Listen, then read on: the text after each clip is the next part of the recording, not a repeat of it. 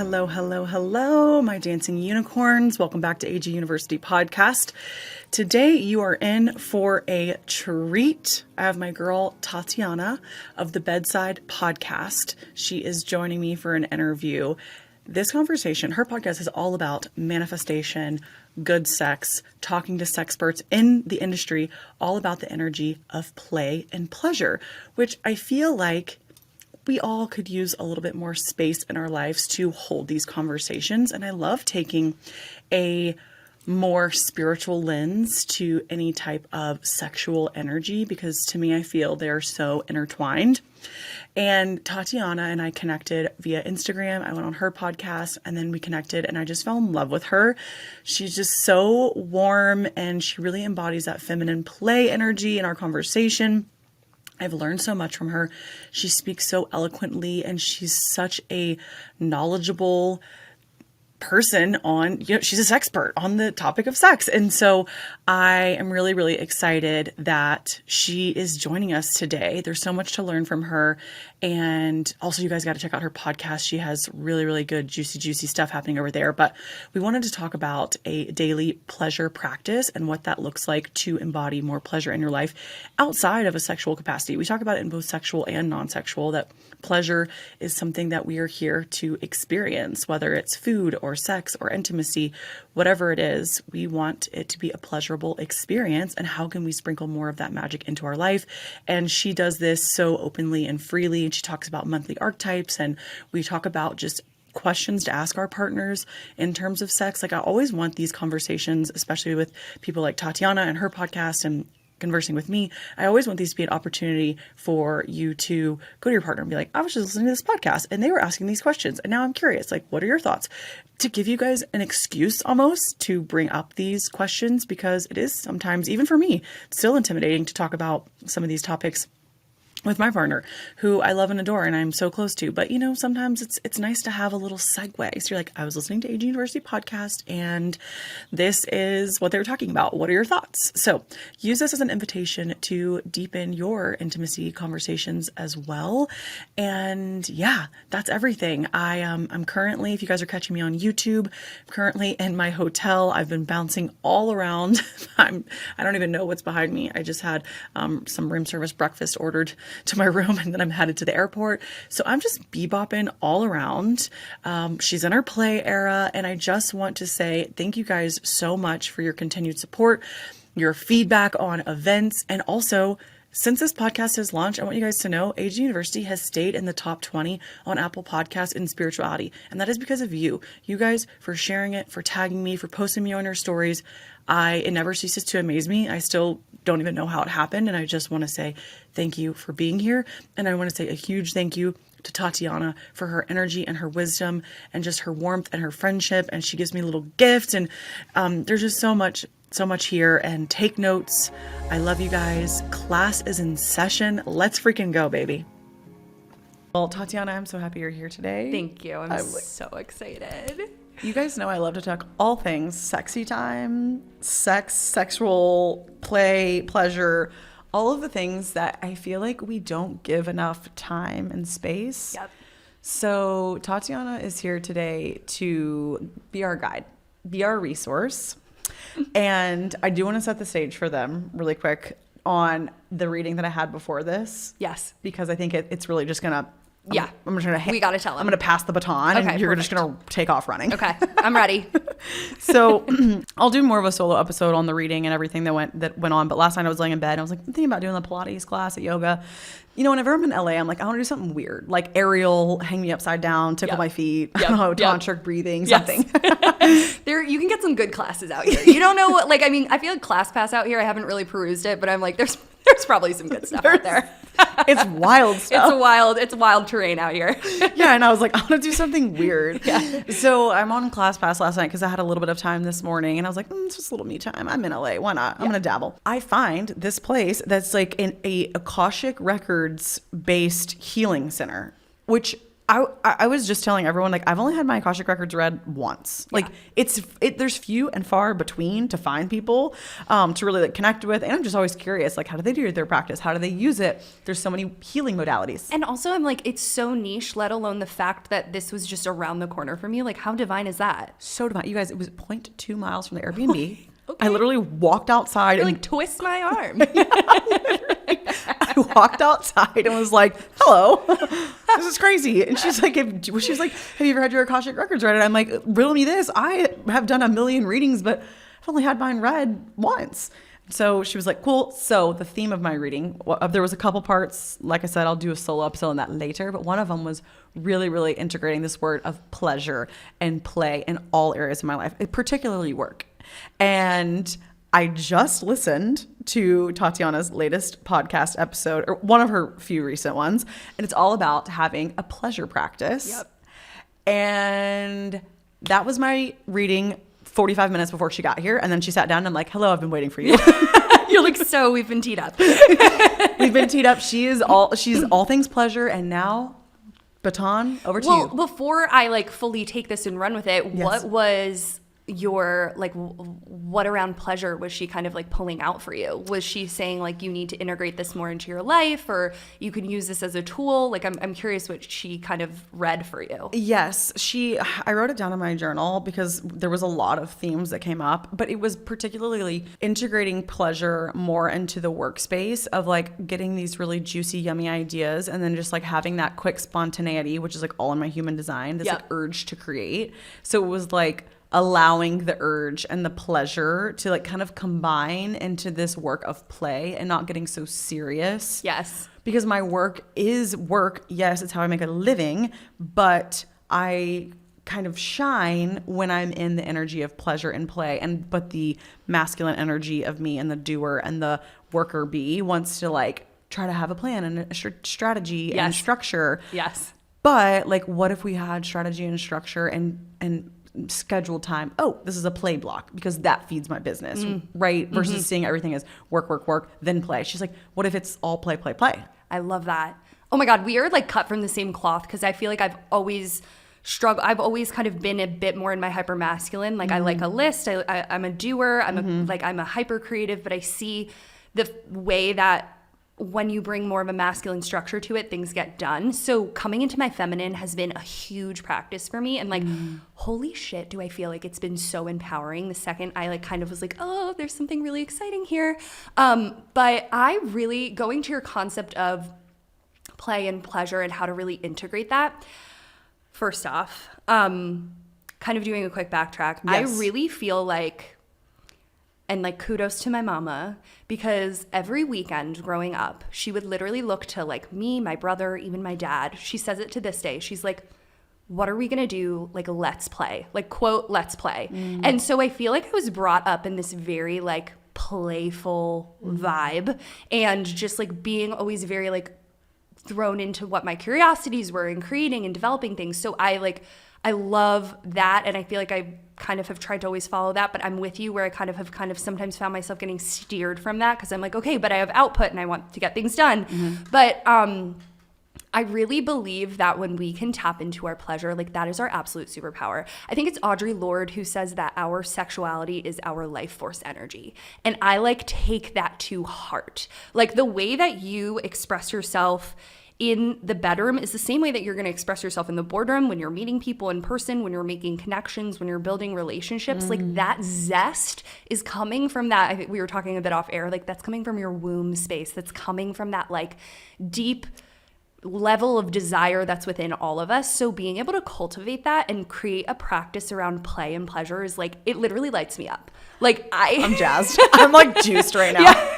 Well, and also we manifest from our womb space. I always tell people that because think about it. You literally can create a life in there, but we're also creating life right now. We're creating art. That's our sexual energy and our creative energy are just so juicy, yummy, intertwined. Yes. And so it's like you have to harness that and really tap in. And I feel like there's a lot of confusion or shame, or we've kind of tucked it away in these drawers. 100%. Like the way that we have culturally been raised around pleasure is like this super hyper sexualized narrative, and I don't blame us for that because like that is just kind of like the way that our conditioning has been. But we've also put it in such a box. Like we look at the word of pleasure as this like, that it's only overtly sexual, that it's only like the way that like bodies come together. And to me, it's so, the definition of it is so broad. Like our pleasure is in the way that we get outside and the way that we move our bodies. I did an episode that you were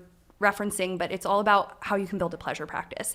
And to me, that comes down to like creating rituals every day around what you desire and what's going to make you feel good.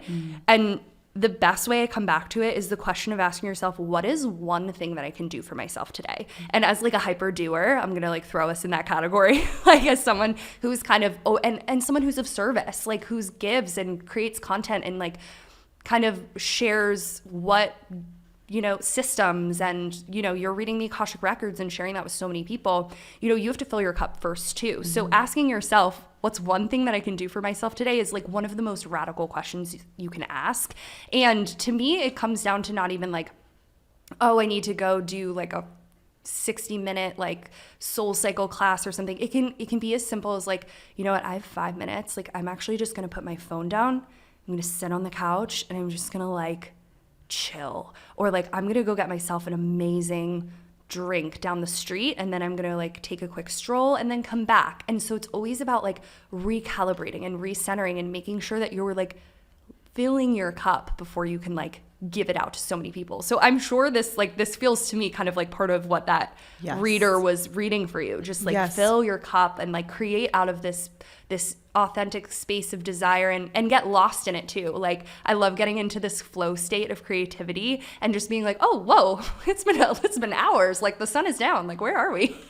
That is my true north. That is what I look for. Like when you're a kid and you just lose track of time doing things, like as an adult, if you can find a hobby, anything in your life, doesn't matter what it is, where you lose track of time, hold on to that. Make space for that. Like that's like true flow space. Yes. Flow state, but also space, but make space for it. Yeah. But okay, so tell us how you came about this, like, I'm going to create a daily pleasure practice, because I really associate that word with you. You're someone that's like really, I don't know, put it in like bold in my life, that I'm like, I really need to go there. Yeah. So how did you? This is actually something I feel like I've never really been asked, but I think that like aside from the fact that I think I've always been innately kind of drawn to this, and I feel like I was raised by people who kind of instilled this within me, I had a really distinct period of my life where I wasn't following my pleasure, where I feel like I was just in the crowd. I was kind of doing what everybody else was doing to fit in.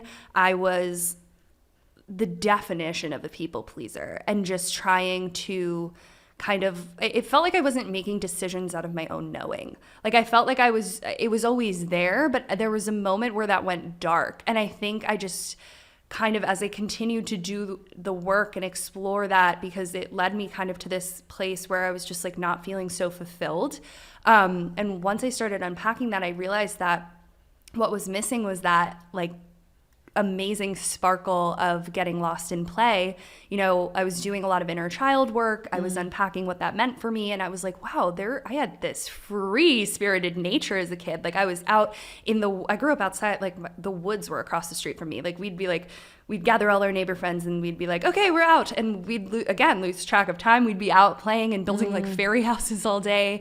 And then like growing up, it was so magical. And like a lot of my spirituality is like linked to that time, actually, just like that magic of nature. And just like, I mean, like I literally, like all my angels were around me so potently then. And I think as I've come back to that more and more, I realized it was so linked to that inner child space. And and then I think it was just this slow unraveling of like, okay, well, what do I actually want to do? Who do I actually want to be? A big thing for me when I moved here, growing up, I really loved to be outside and like play tennis. Hadn't picked up a tennis racket in like 15 years. Found a clinic down the street like from me, and I now play like twice a week in Griffith Park in these canyons. And that is like one of the richest pleasure practices for me, because I'm just like, oh my gosh, I'm outside. I'm taking in this beautiful landscape. I'm making community. I'm building friendships. And so to me, that's kind of like where I feel like I kind of began with it, was that exploration of inner child. But I have to say, I have now been tapping into this very interesting concept, which I've kind of coined as my wiser self. So I feel like it kind of transitions from like doing a lot of, I still talk to my inner child a lot and do a lot of work in that capacity, but my wiser self is really cool. I love that. Tell us more. I associate your wiser self kind of to like the higher self, that like divinity within you, that version of yourself. You're like, oh my God, I see her so clearly. Like 10 years from now, this is her, this is what she's doing. And to me, connecting to that is a huge part of my manifestation process, because I'm like, who is she? Who is she in 3 months? Who is she now? Who is she today? And like operating out of that really deep knowing system, because that like allows me to step into my power. And I pull a lot of that from my own like sexual energy. I know we're like kind of covering a lot of ground here, but it's literally outpouring for me. I feel like a big thing for me growing up was I'm very cis presenting, and I grew up in a world where I was just, a lot of us, where I was just like, oh, I am a girl. I like date guys, I guess. Like this is my path. And I didn't realize like what's so cool about this new generation now is like it's so fluid. There's so many options, but I feel like I was never given the permission to really explore my identity. And for me, like my process of connecting to my gender expression, my sexual expression, all of those things comes out of my higher self. And she gets to do whatever she wants to do. Like if she wants to like dress a little more mask one day, that's what we're doing. If I want to be like a feminine little fairy princess, like that's what I'm doing. And I think like that's where the freedom of it has come for me, has like been this sense of play, this like deep desire that I've connected to, and like kind of I've tethered myself to my higher self, being like, okay, like this is where we're going, you know? I'm like, yes. What did I just, like that just poured out of me. I love it. I swear. I was like tracking. You're like, sorry, I'm going a lot of places. I'm like, please don't stop. Literally don't stop. Don't stop talking, because 100% I do a similar practice, like higher self. I've played with a lot of, I always say like what would the highest version of AG do whenever I'm kind of like giving it a personification. I also do have like some, like I'll like name her something, but I always like kind of keep that private. It's from a book that I read, The Alter Ego Effect. It's like really about like personifying this version of self. And she's like fearless. She is fearless. She's fierce. And so I kind of keep it like private. So as you should. Yeah. So to everyone else, I say higher self, but I will sometimes really give myself like a personification, kind of name her and really create this like identity in this person. I'm like, if I'm having a moment where I'm bobbling, it could be in any aspect of my life. If I'm feeling nervous or anxious or whatever, I'm like, no. What would she do? Exactly. What would she do? 100%. I do the same thing. I'm like, okay, who is that really like electric version of myself? And like, let's attach to her, you know? Sometimes you need to. Like, you're just like, okay, we got to go this way because there's no room to like look back right now. Like, we got to step into this version of self. And it works for me every single time. Like, I could be like in a silly scenario where like I wake up in the middle of the night and I like hear a rustling outside. And I'm like, what was that? Like, you know, and it's like the rain, you know, but it's something random. Like you just wake up in the middle of the night, like, oh, and then I'm like, no. I'm fearless. And then I go back to sleep. 100%. It's like, and it works for me every single time because I'm like, I'm being a silly Billy right now. 100%. Yeah. It just lets you like recalibrate really quickly. I had a similar experience where I don't know why I was like sitting downstairs and meditating and I was like, I feel some weird energetics. And I was like, no, I don't. I was like, no one cares. Anyways, let's seal that up. Like good vibes. You know? It's like, well, and that's the funny thing too. Whenever I talk about like energy and if you ever get like scared or nervous, it's like we're so in control. We make all the rules. 100%. We make all the rules. We make all the rules. Like if you ever feel like a funny energy or something, I'm literally like, hey, skiddly dat out of here. And not welcome here. That's how it works. You know, they're everything in the skiddly dat. Yeah. Goodbye. Everything. I love your twang, by the way. I love it. It's my favorite part. Thank you. But everything in the spirit world operates off of intention or invitation or, you know, whatever. So to me, it's just very, even that I am trying to take a more of a playful approach. Like there are, when you're doing readings, I mean, you just never know what's going to come up. But now I'm like, I feel so safe because like I know I make all the rules and I know I'm like channeling this like fearless AG energy. Yes. Because like my whole role is like creating a safe space for others, you know? And also a space to play for you and for your community to play. Yeah. And like we were talking about this off air, but like especially when it comes down to content creation, I'm like, let's play. You know, it doesn't have to be perfect, but let's just like have fun with it. Let's experiment. Let's see where this goes. We'll throw spaghetti at the wall. Like we're having fun. We're not taking ourselves too seriously. And so I think that's like a great kind of the concept of play really goes into all those different categories. Yes. Well, and it's something too that we've gotten so far away from. Producer Courtney was talking about her daughter's 3, and she's like, oh, just like watching her play and like doing all these things, and it's just so magical. Yeah. And she was asking me, she's like, well, what are some of your hobbies? Like, you know, now that you're in Florida and you have like more time, like outside of work. And I was like, oh my, like as an adult, we forget how to play. Yes, 100%. Like if someone's like, let's play right now, you're by yourself. It's like, I'd be like, you kind of like, you get away from it as you get older. And it's like, I think the biggest piece of connecting to our pleasure practice is also connecting to what we love to do as a kid. 100%. Yes. It's like literally bring out the crayons and the watercolors, like whatever, just go for it. Like, we were never supposed to stop. Yeah. Like, why did we stop? Exactly. I remember so vividly, like I was such a late bloomer. I really didn't want to not be a kid. I remember that. I remember so much being like, I love playing so much. And so I can tell, and like my little soul is just like, she wants that so badly. But you know what's really beautiful is that that's when I think children are divinely planted into our life, because we become parents, and then you're like, you play with this child again, and then you remember what it's like to play. It's like everything is like kind of this lesson at this time in our life. But even if, you know, there are people who aren't interested in having children, or maybe don't, even, you know, a niece and nephew, it's a beautiful reminder of this like childhood innocence that's in all of us. 100%. And it wants to play. She wants to play. She let me run. Let me run. I wanted to say too, because I don't want to forget this. I've been very into cycle syncing, and on my podcast I interviewed Sam Doyle, who does cycle syncing, and she introduced this concept of creating a monthly archetype around her cycle. And I was like, oh my God, this is so amazing. Let me run with it. And I kind of like have taken her process and adopted it a bit into my own process, because I'm a list girly. I like to put things down on paper. I like to mood board. I'm very visual. I think Sam was kind of just like, I pick a word for who I am embodying for the month and I run with it. And I was like, ooh, let me take that and like give it a little more juice. So love it. So I've really taken this concept, and I kind of want to share this with AG University as like a really fun tip. And you don't have to have a cycle to do this process. Though it was just introduced through cycle syncing, I think any gender, any bodied person can do this. But it's really just at the top of every month, picking and identifying with who your wiser self is that month. Who is AG going to be stepping into this month? And I like it in a monthly cadence, because I like to kind of think of like all the things that are coming up for me, or the things that I'm excited to do.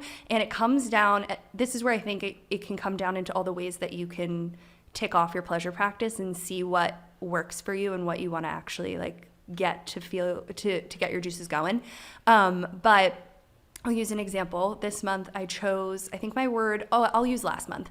My word was vibrant, easeful lover. It was February. It was just like the month of love. And I just was really feeling this ease and vibrancy. I was like, I'm ready for like color. I'm ready for just this new like springy energy that's emerging. So to me, that played out in all capacities, and like what I was wearing, like the things I was up to. I was like, okay, I want to go on a date and specifically go see like the super bloom that's happening here in California, like all the colors and the flowers because it's been raining so much. Or, you know, I want to go make sure I'm getting outside in this capacity, or you know, this is how I want to show up online doing stuff for like more work related things. And so I feel like that process, when you kind of can like pick a word, embody it, you can make a mood board around it, a little checklist, you can like make it part of your manifestation process. Like that is so much fun, because it's not like, oh, you know, then you have kind of a way to look back on things where if you're asking yourself, what is one thing I want to do for myself today? Like you can go back to your lists and you can be like, oh yeah, that feels like really fitting today. I'm going to embody that. I am obsessed. I feel like I've kind of done that a little bit recently with clothing though. Yes. Like I'm like, what's my vibe for the next few months? Like what's my LA vibe for this trip? Like who am I in this season? And I'll write out a few words. It's like fun, colorful, funky, fresh, confident, you know. Like a nail color pick makes the whole thing too for me. Oh no, I go to the nail salon and I literally like program and infuse intention into the nail color. I'm like, as I put this purple on my nails, Yes. I am regal. Yeah. You know, like this is a royalty purple. Yes, exactly. You know, like I program and put intention into literally everything. Yes. Yeah. But I'm like, nail color, it's picked out. Usually I'll be like, Austin, think of a color. And he's like, he said purple. And I was like, I was thinking purple too. All right, it's purple. You know, like I always like to make it a little game. Yeah. But infusing, you know, just some words into, I love that, a monthly archetype into even our clothes. You could do a little mood board with like how you want to dress and show up. AG, it is so much fun.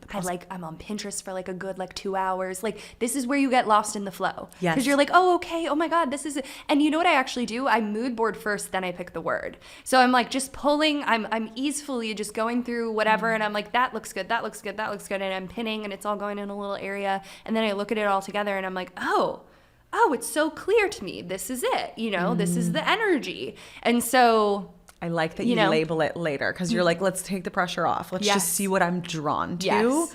And that's just kind of that natural attraction piece. I feel that way about, because I know we're going to talk more about sex, but like I genuinely try to think of the attraction, like literal sexual energy, as sexual attraction to all aspects of my life. Like I want to be like lit up, juicy, attracted to like what I'm making for lunch. Like, does it look delicious? Yes. You know, like for real, is it yummy? Is it colorful? Is it orgasmic? Yes. Like literally living orgasmically. I want to get that tattooed on my arm. Courtney, stop the film. I've got to We're going to the parlor. Living orgasmically is getting tattooed on my body, because that's what I want. Like, and we were talking about this off mic, is that I feel like it took me until my I'm 29, I'll be 30 in July, and I'm just now in a place of really integrating pleasure more just like freely, one, in my sex life, but two, in just in every single area of your life. But I do think there is a beautiful kind of symbiotic relationship that I am 100%. Really like in this energy of like playing and trying new things sexually, but also that's spilling out into the rest of my life. You know, like there's a tango there. Absolutely. Because I think like the biggest disservice that I think like our sex education system has done on us, and like a lot of our messaging around sex, is just being like, A, this is what it looks like and this is the only way it looks. B, like you should just know. Like you should just know how to get there. You should know how it works. You should know how to have hot sex. You should know how to make really good relationships. And like we haven't even foundationally taught ourselves how to get there. And I think the recipe of getting there is learning how to experiment that within your everyday life. Like you said, that tango, because the second you start reframing, you know, the way you're cooking, the way you're going to the farmer's market, like smelling a tomato, like, you know, really bringing in all of the sensations, that's going to play out into your intimacy and like the richness and depth of your relationships. So to me, they are so intertwined. In fact, I see it as like the first step to getting like into that more, I say advanced space, because I think I want people to not feel intimidated, but I also like think that it is something that we have to gradually like ease into to be comfortable. Again, like a lot of like companies I love a good sex toy company, but a lot of people are kind of just like, buy a vibrator, and you're like, wait, how do I get comfortable with the idea of masturbation? You know what I mean? Right, so it's like let's ease us in. But a lot of what we're getting is just like, you should be this way. You should already know what you're doing. But let's backtrack and begin to explore what that actually means for us in our own authenticity, because it's so authentic. It is not a prescribed thing, and it takes exploration and time. So I'm loving this. Yes. You're on to something. Yes, I'm on to something. I feel it.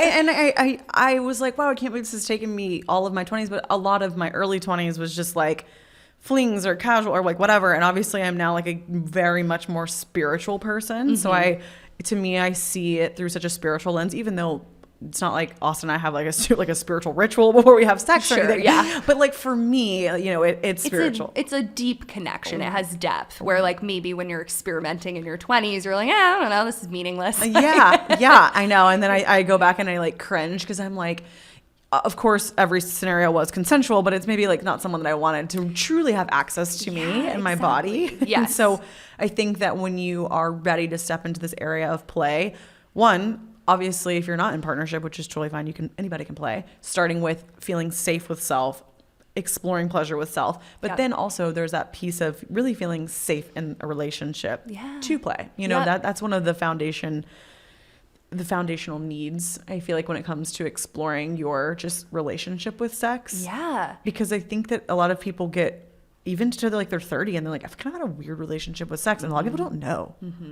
Yeah. Have you experienced that? I think, well, it's interesting because I actually think, again, kind of going back to my upbringing, I had a very unique upbringing where my parents are European. So the dialogue of sex is pretty open. And like, I knew it was a thing and my parents were having it, but it wasn't like shameful to me. Right. But the messaging I got in the US, like growing up, like here in the States, was so hardcore shame driven that I was just like, but I kind of had like my parents to look to be like, nah, I think this is okay. So I don't know if I had that same shame, but I for certain thought that I had to give pleasure in order to receive. Like I thought like the way, and I think a lot of like specifically women who are conditioned around sex believe that they have to give and give and give, and like think of the first things you look up, you're like how to give a blowjob, or like Cosmo was telling us like all these things like how to blank for someone else, and it didn't start with ourselves. And so like I loved what you said about like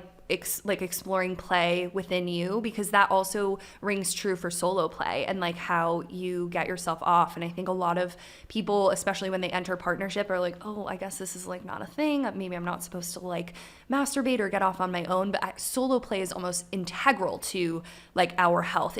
I look at it as like literally a different meal. Like it's a snack versus dinner, or like not to put even a hierarchy on portion sizes, but it's just like one snack versus another snack. You know what I mean? Like it's just like, and I don't know. Like they itch different scratches. Yeah, I like it. No, and I think that there are a lot of people that think like, oh, if you're in a relationship and you're like doing any type of solo pleasure practice, like something's wrong or like whatever. It's like, I for a while before I started dating Austin was really into like sex magic and kind of doing like manifesting meditations like by integrating pleasure. Because if you think about it, manifestation loves movement and it loves pleasure. Yep. That's when the word pleasure actually was what I was learning in the reading today, is when we tap into the energy of pleasure, it's actually when we're most tapped in to kind of these like divine realms. Wow. See, I need to like get into this more. I'm like ready for it. Yeah. Yeah. Well, I feel like you're already kind of operating there just super intuitively. Okay. You're just like in it. But when we are like channeling these emotions of like pleasure, which it doesn't always have to be sexual. Like we said, it could be any type, but the word pleasure opens up this kind of channel of just really cosmic, beautiful energy in a really safe, yummy way that could, however that looks for you in your spiritual practice, but combining all the energy is a really powerful place with manifesting. And I don't know. So, but anyways, I went through a phase where I was getting all of this PR, like sex PR, to my house. Yeah, it was random. It was like the universe was just sending me all of these like sex toys, and I was getting sex partnerships. And I also had just gotten my IUD out. I think I maybe already told you that when I was on your podcast. I can't remember. I can't remember. I felt like my IUD had like plugged my sexual energy for like a year. Yeah. And then all of a sudden I was just like about to Austin, watch out. Like I'm like an animal. You know, he's like, I'm scared. You're scaring me. It's like so like I was just like, we were like a football game, like in public in like the least sexy setting. I'm like, I'm ready to go. Would have sex in that porta potty right now. That's disgusting. You know what I mean? Yes. You're just like, you're ready. Yeah, but I do feel like it was just this plug in my sexual energy. Well, anyways, I felt like the universe was just sending us at this time all of these like sex toys and things. It was so random. That's so fun. I wasn't like, I guess the universe just knew I was putting out the vibes. Yeah. Literally the vibes. And so, anyways, but it was the first time that really opened up the dialogue for, me and Austin to talk about like solo play versus integrating sex toys into our sexual relationship.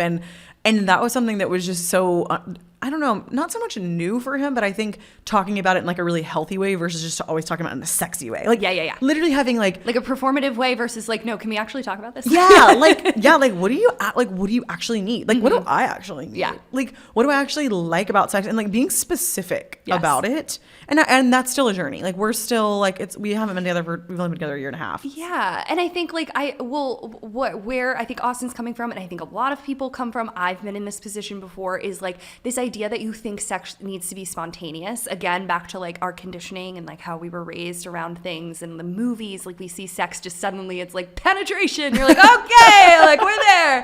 But like, I think like we don't have, like we have this expectation that we think things should be spontaneous.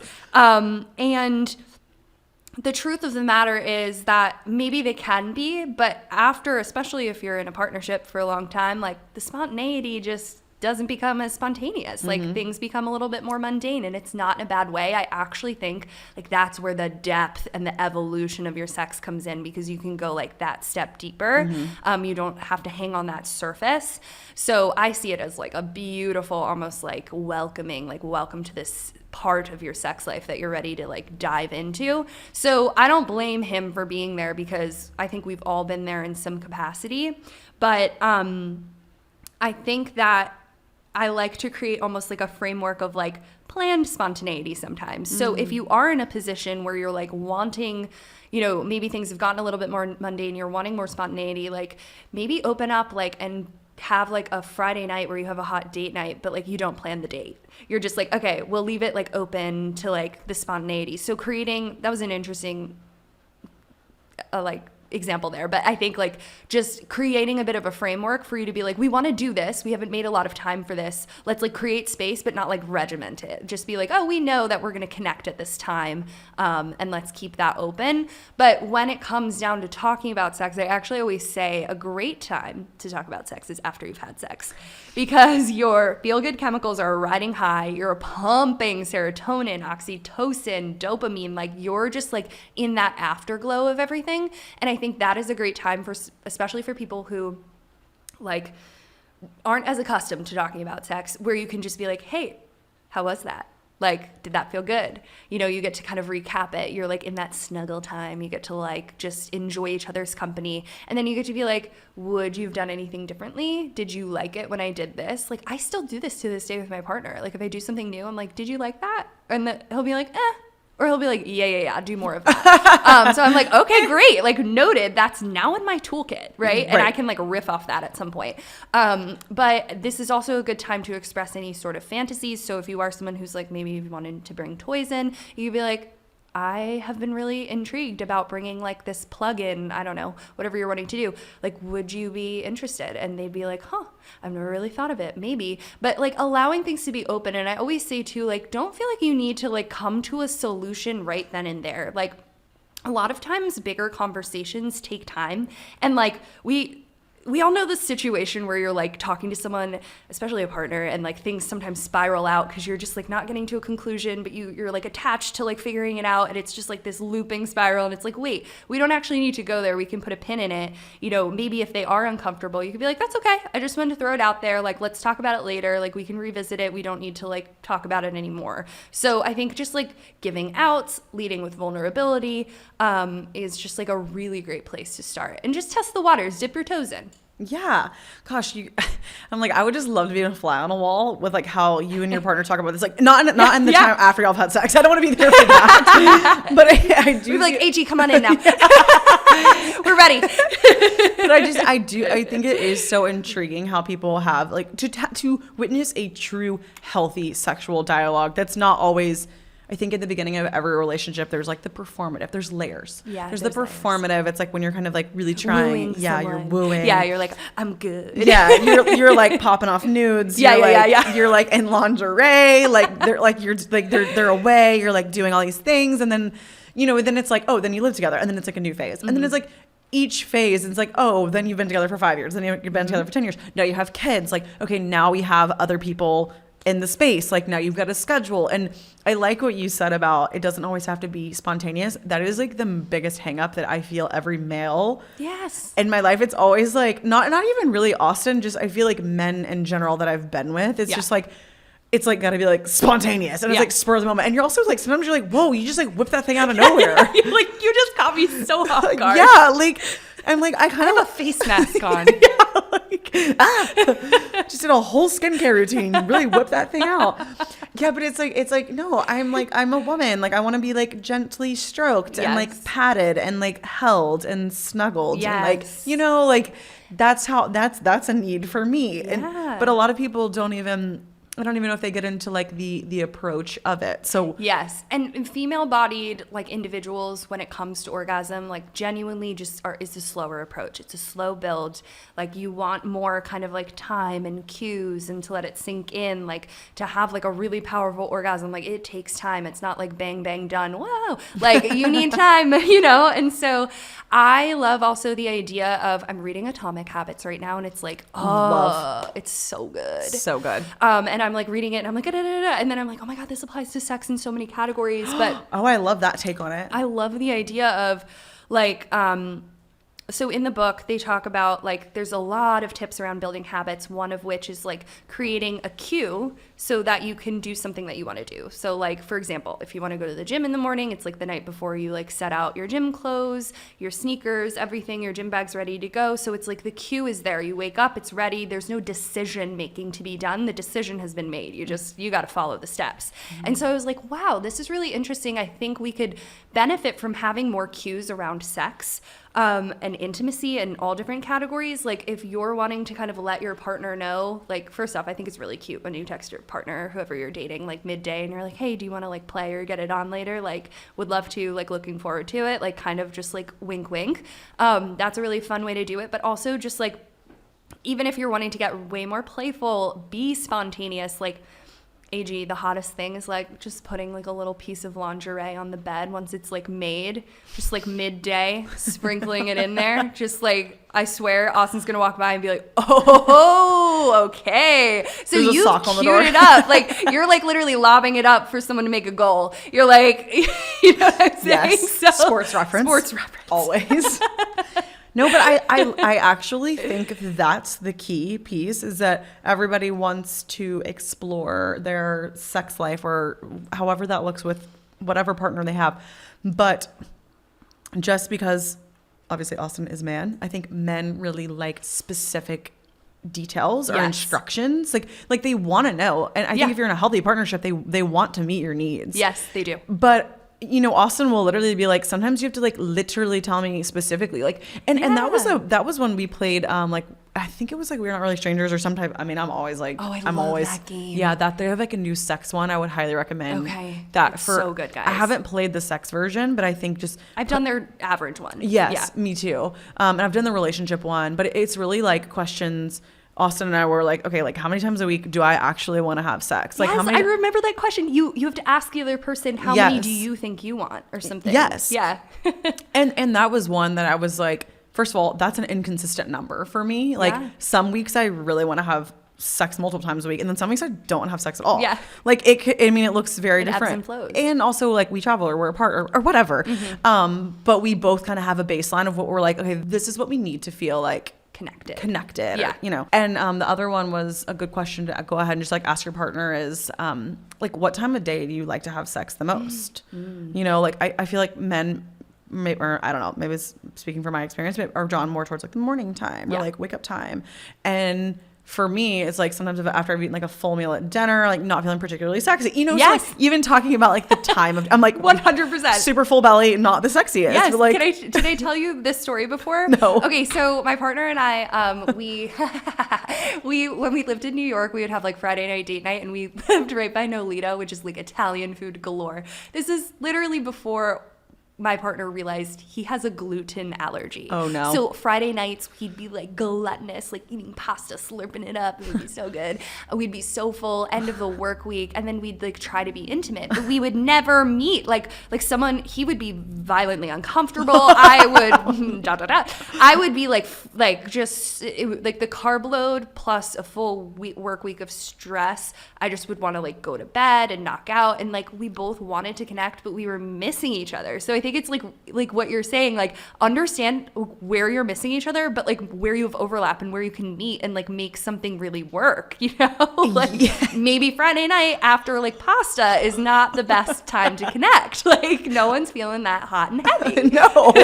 I'm like, what am I feeling right now? Not sexy. Not sexy. Certainly not. 100%. When it comes to also like, it was kind of along the lines of giving cues. I think that especially in longer term partnership, and I feel like we should give maybe some advice for newer relationships too, because I don't want to ignore you guys. But I think that when it comes to partnerships, a lot of people sometimes feel resentment because they're not getting their like specific needs met, but they're also not articulating it. Like they're not being like, I specifically need you to like give me a hug now, or like I don't know what it is, like whatever it might be. I need you to cuddle me to feel good. I need like some words of affirmation. I want you to bring like little gifts for me, like kind of going back to the love languages. And I think an exercise I've been practicing too is yes, vocalizing my needs, because I think that's really important. Like step one, communicate what you need, be very clear about it, but also be willing to be the person who is also giving. Like I think we sometimes forget that. We're like, oh, I'm not getting my needs met, like dumb, like my humbug, like I'm not like and I think it comes down to also being the one who's willing to be like, oh, how can I facilitate my partner's needs? Like, what do they like? Do they appreciate when I bring home like this from the grocery store? Do they appreciate like really like attentive? My partner is like really likes like full attention, so like me being like zoomed in on my phone is like the worst for him. So like I try to make sure to be like, look, I'm like boundaried on my phone right now, just getting a few things done, not ignoring you, but like give me 10 minutes, let's go on a walk, like I've got you, like we're gonna debrief the day and like connect, you know? So I think like being willing to like express your needs, your boundaries, but also like be willing to give too, like be the one who's like make the first move. Yes. I want to talk about, I'm putting a pin in making the first move, because I also want to, I feel like you're like calling me out, because I can be that way about resenting people, and not only in like a just partner of like letting my cup just be like bone ash dry, and then like resenting someone else for being just like absolutely, you know, but I should have set the boundary, you know. Yes. I set the tone. Like I cannot resent anyone because like I know I'm running on E. They don't know I'm running on E. Like I am in control of this. Yeah. And I've gotten much better, but I can relate to that version of self. And this is like just is like a very small example, but I just want to maybe this will help someone as to how specific a situation needs to be. So I had a situation like 2 weeks ago where I was just having like it was a tough week. It was a hard week. I don't have as much like community, you know, I'm still building it in Jacksonville. So it's like, there's kind of a lot of pressure on Austin for him to like meet a lot of needs. And so I try to, you know, be gentle in what I'm asking of him and like realistic, because I know he's got a full plate too and a lot of things going on. So, you know, it's been like a recalibration. And I'm a little bit of a recovered people pleaser where I want to be like, I'm an independent woman. I don't need anything. I can take care of myself. No. So I kind of have this breakdown. I'm like crying to Austin. I'm like, I am in a needier phase of life right now than probably when we first started dating, because I was like very busy. And like now you're like the only support system I have. Yeah. So I am in a needier phase of life, which I relate to this. Is really, first of all, it's okay. We can go through phases where we need more. Mm-hmm. Your partner will go through a phase where they need more. Hands down. And so that was one thing that I kind of had to swallow. Like, I feel a little needy right now, and that feels really kind of scary and vulnerable. Mm-hmm. Especially as like a hyper independent. And then you're like, oh, what do you mean? Yeah. And just being like, I really just, so we kind of have this breakdown. We have this conversation, and Austin, he is like, I will do whatever you need. I mean, he's the freaking gem. We love him. We love a supportive king. But here's where I messed up. So we go to bed, wake up in the morning. It's Sunday, which is like a day where we don't have to like jump out of bed and like do all the things. Sure. But you know, like Zane's like up making breakfast and like whatever. And Austin, he like gets up and like goes out of the room, like gets on Instagram on his phone and like starts whatever. Where in my mind, I had just expressed to him the night before that I was like needing more of you. And then he kind of like got up and started the day really quick. And I told him, I was like, wait, come, like, where'd you go? Yeah. Like, I'm still, I've recovered, but I'm still like tender. I'm tender, and I just like kind of need to be pet a little bit. Yeah. You know, like I just like need to be like, my love language is very much a physical touch. Yeah.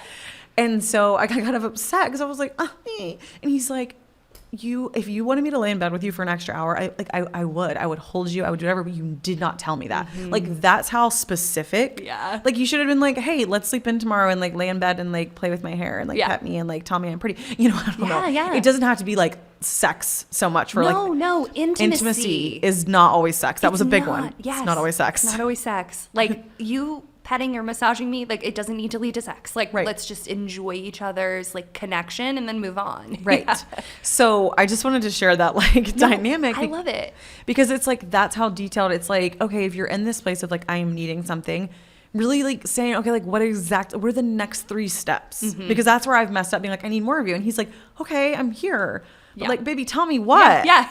Like, literally, what do you want me to do? Yeah. And I'll do it. And I'm like, oh my gosh. And that kind of reflects back to me, is that maybe I have a little difficult time expressing those needs so specifically, because sometimes I'm just like, I need you. And he's like, what does that mean? I'm like, I don't know. Yeah. No, 100%. Because it's not always sex. It's not that. It's like something else. So 1, being very specific with the needs, and also 2, being, I don't want to say like brave, that's not the right word, but like being bold and like making the first move. Yeah, vulnerable. Like leading with vulnerability. Yeah, because I do think that is maybe in my experience, I don't want to speak for everyone, but there is this like female energy of like, the guy always needs to approach me, or like he needs to initiate sex or initiate date or initiate intimacy, whereas I've really gotten away from that. Yes. And also that women, we deserve pleasure equally. Yes. Like, it's supposed to be like a pleasurable experience, and like prioritizing our pleasure actually, like, I'm like not over your partners, but like making them. Yes. Do you know what I'm trying to say? Well, first, it's like a co-creative experience. Yes, co-creation. Like, it is like, it's equally coming from you as it is coming from them, but it's not giving someone else the power. Like, you have the keys. You know, you can give the keys to someone else to explore and experiment, but like, you're the beholder. Like, you have all of the tools within you. And honestly, I think this is where we have so much to like give thanks to, especially like any like queer communities, which is where they have really been the ones who've been like, no, like, sex doesn't always need to look like this. This is also sex. Sex is also this. Intimacy is also this. And, you know, kind of breaking down the confines of like the gender roles, really, like what a lot of society has told us is supposed to be the way. And there is freedom in kind of questioning that and realizing, okay, you know what, maybe my partner does like to be the one who kind of is like in command. I'll give that to them sometimes, but that is not my answer. That might be fulfilling to them in some way. Maybe it like is fulfilling to me in other ways, but it is not the whole picture. It is a piece of the puzzle, you know? And letting it look, there was someone that I followed who, there's a book out there, it's called Sex Every Day or something. I'm probably botching this, but it was a podcaster I was listening to about cycle syncing, and she's like, we've been doing sex every day. And for a second I was like, is this girl meaning to tell me that she's literally sex every day? Because like, that to me starts feeling harsh. Like that's starting to sound like a chore, like something I have to check off my list. You know what I mean? Yeah. Like, I'm like, see, and I kind of like I like, that's a to-do. That feels like a to-do if you're like committing to it every single day. And I really like, I even love like when I try, like, I love like creating a little tension, you know, like I love like some lust, a little desire. Like, we all do. Novelty, guys. Novelty. Like, when it becomes every day, I'm like, that feels like it's losing its luster a little. Yeah. But it actually is a book all about, and I don't know if that's the title of the book, you guys. I could be botching that. But the concept, this concept of sex every day, is actually just exploring in a sexual intimacy way, which it could be, this sex could actually just be like cuddling, or like doing something and like a kind of creating a space for like sexual intimacy to look any type of way. Yes, it could be like, let's just make out. Like, when was the last time you like made out? I literally told my partner this the other day. He's like not super big on making out. I'm like, please. Like, I was like literally coming on to him. I was like, okay, this is not cute. Maybe we need to like revisit this, and I'll just let you know. And on a side note, let's make out sometimes. Maybe I won't like just attack you and you're just like, I'm literally eating like a cracker. Like, I don't know, you know what I mean? Like, he's like, No, that's how I was when I was in like a major sex phase. Like hormones were recalibrating. I was just like all the time wanting to have sex. Austin's like on a Zoom call. He's like, I mean, do I need to like shut it down for the day? Like, Yeah. Like, where are we at? It's like kind of like, this is kind of a weird timing. I'm just like, no, it's okay. I respect, like, I respect where you're at. Yeah. And I think that's kind of the last like note that I want to like bring up is like, is you and your partner are not always going to be 100% on the same like wavelength sexually. No. And like, that's okay. Yeah. And well, you kind of just like, yeah, we got to debunk this. Okay. So like everybody's always talking about like having matched libidos or like mismatched libidos. And there's like a lot of talk on the town about this. And like, I'm just going to like a very hot take. Like, I don't really believe in any of that. Like libido is not something that should be matched or unmatched. Like libido just is like desire, your drive for desire, whatever that might be. It just like is, and it ebbs and flows. I was literally about to say, and it ebbs and flows. It looks so different week to week, day to day, month to month. Yes. Like sometimes I'm in like a real sex era. Yeah. Sometimes I'm just in a flop era. I know. I don't know. No, same. Like I have literally had like weeks where I'm just like, dang, I'm not in the mood. Like, and it's just not happening,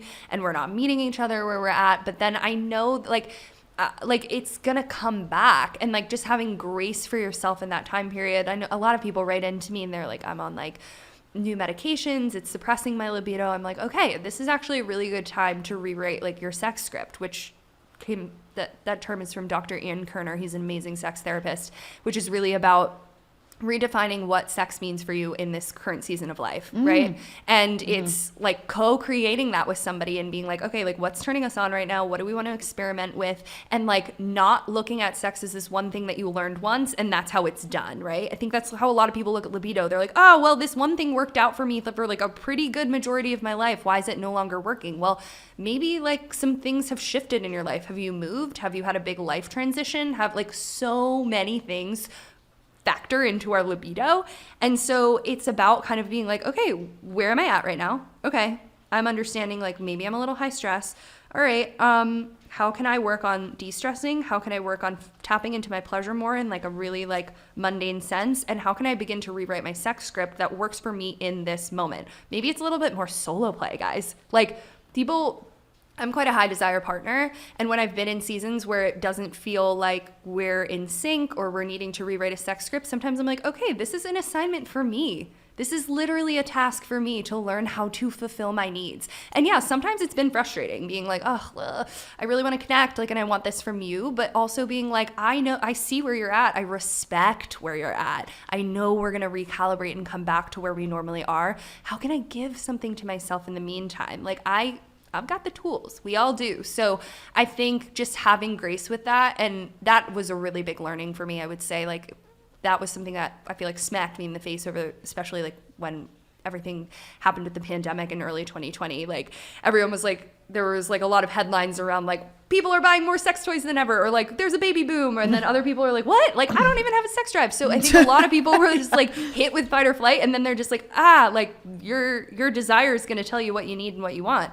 And a lot of people were like, wait, are we not in the same place anymore? And so that happened to me and my partner, where there was a moment where I was just like, so much is happening in the world. I'm living with my parents for like 2 months. Why am I here? I'm supposed to be living in New York as an independent woman. And like, you know what I mean? So it's like all these things, and we had to figure out like, okay, what's our new way of connecting? And so just having grace with that, I think, is so important. And you're right on, you hit the nail on the head. Like it ebbs and flows. It ebbs and flows. And I think that so many people are afraid to talk about seasons of when you're like, ooh, I'm not really, it's just been a tough season. Like you don't want to share it with people because it makes it like you don't want to look like a failure. No. Or like something's not working out. Like, but like these are the things, AG, that I feel like everybody relates to. It's just the like shit we don't really want to talk about. Like a lot of people skirt it under the rug.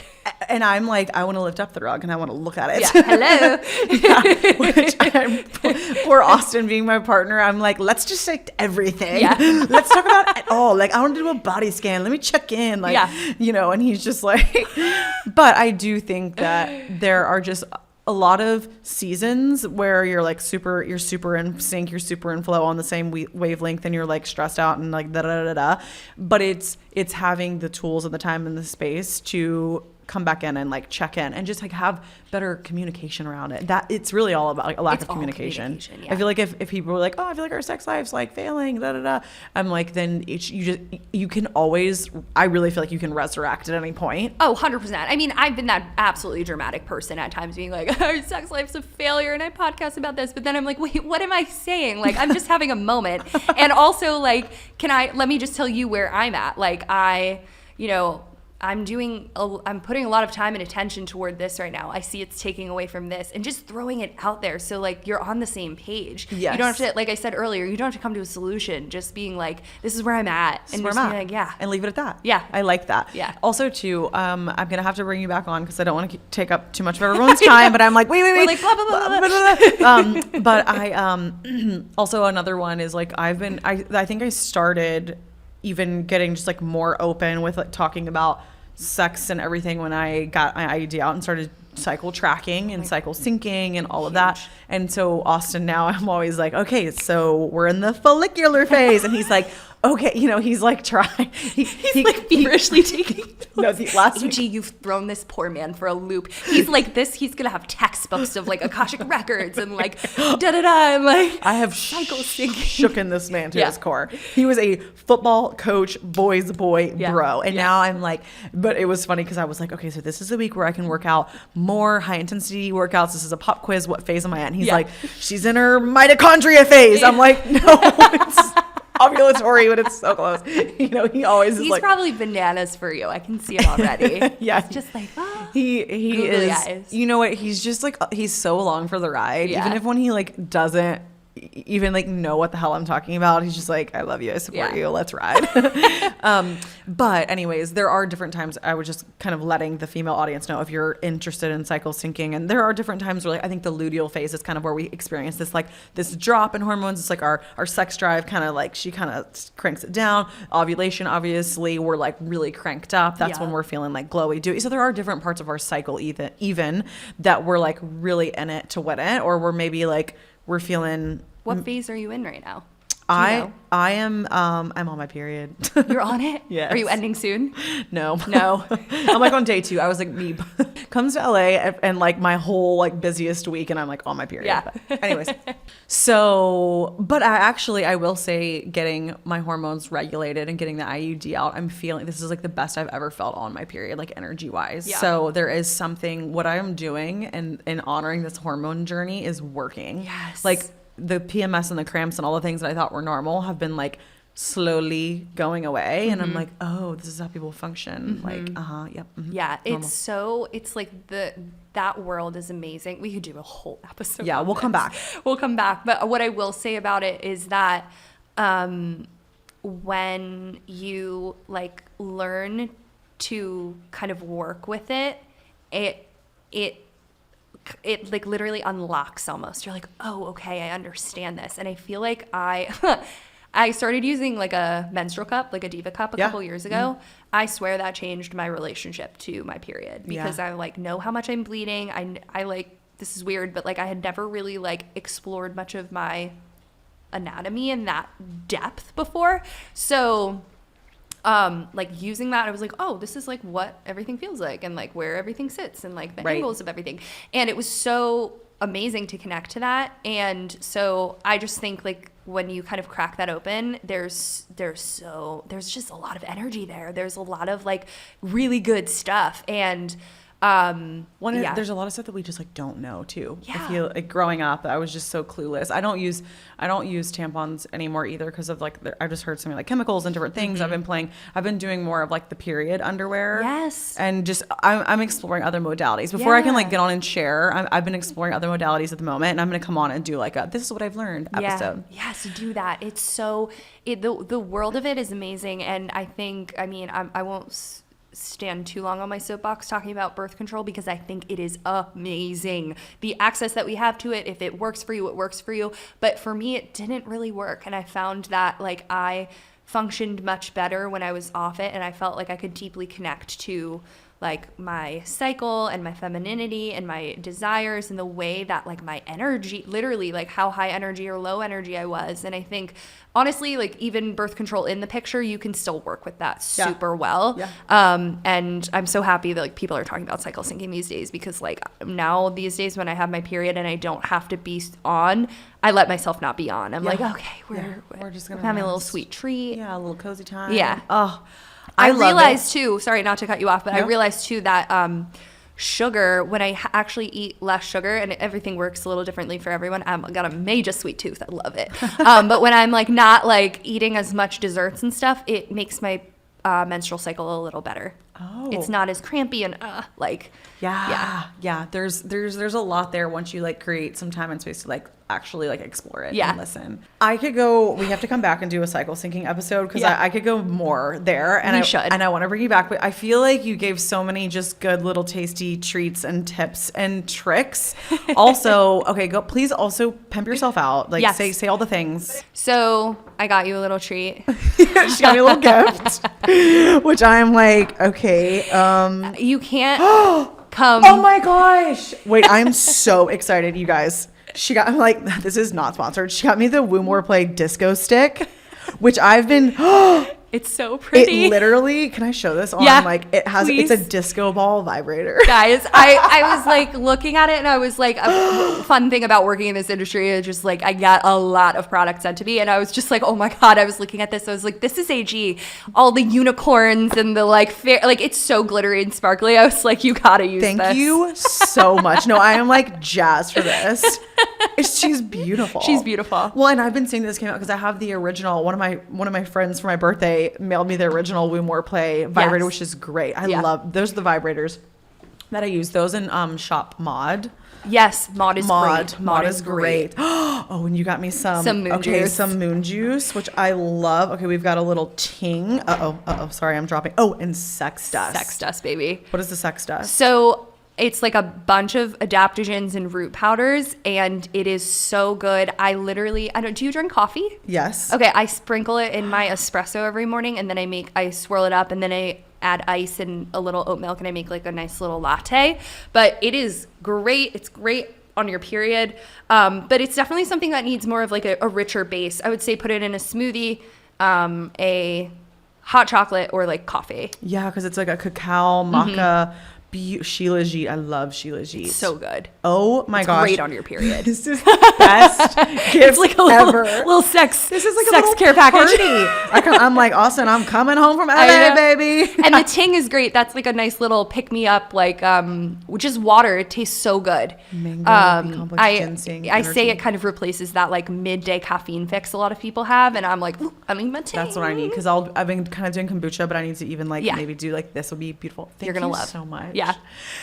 Okay, please tell everyone all the things. Pimp yourself out. Yes. Take it away. This has been a dream. This has been a dream. Oh my God, AG, I'm so happy. I'm so happy we're connected. I can be found on the Bedside podcast. I would say, honestly, that's where you're going to get like the most authentic, great conversation.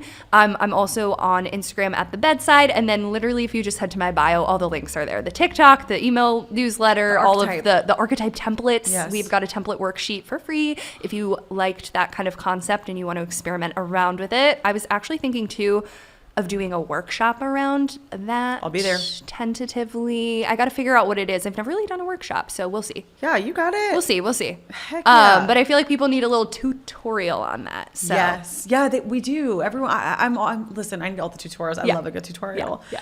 Also, thank you for just being a supporter of AG University, and I'm just so excited that we got to get together IRL. I know. What a treat. And I'm going home with a disco ball vibrator, so it's just like I'm winning all around. Thank you on behalf of AG University. This conversation, I think, is going to really, sparks are going to be flying after this. We're going to be opening up some new conversations, some new tools. Check her out, you guys. Her content is so yummy, and I love you. Thank you. I love you. Thank you for having me. Bye, everyone. Bye, guys. As always, I just wanted to say thank you so much for tuning in. If you feel so called or if it feels aligned, I would love for you to leave me a review here I always love reading your beautiful thoughts and messages.